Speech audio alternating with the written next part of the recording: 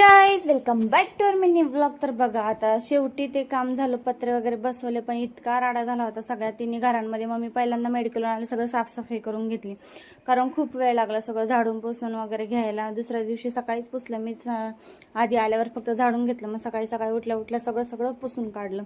त्यात हे पोरांचं मध्ये मध्ये मध्ये मध्ये होतं. आणि मग आज आम्हाला जायचं नव्हतं मेडिकलवर कारण आज संप होता मेडिकलवाल्यांचं. माझं मेडिकल कितीतरी वर्षातून बंद होतं. आणि मग आम्ही गेलो आंबे काढायला. आणि आई बघा गोणी घेऊन चालल्यात, म्हणून चला आता आंबे काढायचे आपल्याला. आणि कारण आंबे पिकायला लागले होते आणि ते म्हटलं पिकत घालावं कॅरेटमध्ये. तर त्यासाठी आधी आमचे दादा उत्साही कार्यकर्ते सगळ्यात आधी मला सकाळपासून म्हणतात आंबे काढायचे आंबे काढायचे आंबे पिकवायला. बघा किती मस्त कलर आलाय आंब्यांना. मग त्यांना म्हटलं चढा, तुम्ही शिडी लावली. त्यांनी चढल्यावरती काही वरून काढले, काही त्यांनी फांदी वाकवली, मी हाताने तोडून तोडून काढले आंबे मस्त. थोडेसे आंबट आहे, हापूस वगैरे नाही, गावठी आंबा आहे, पण टेस्ट म्हणजे खरंच खूप छान आहे. थोडंसं पिकल्यानंतर खूप गोड लागतो. तर लाडू पण आला होता मध्ये आणि मल्हारचं तर मध्ये मध्ये चाललं होतं. शेवटी दादा आता कंटाळले, ते बोलले आता बस, आता नाही मी काढत. मग म्हटलं थांबा आता मीच जाते आता वर. मी जरा चढले वरती झाडावरती आणि फांद्या वगैरे वाकून थोडे 4-5 आंबे तोडले, पण हात कुठं पोचतोय माझा परत पुढे.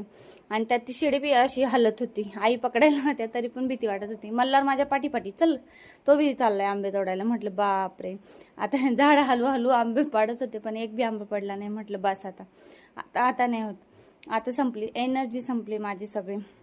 मग काय शेवटी सगळे आंबे गोळा केले आणि काही मग असे मी गोन असे पुढे धरत होते आणि दादांनी वरून टाकला आंबा का मी त्याच्यात पकडत होते.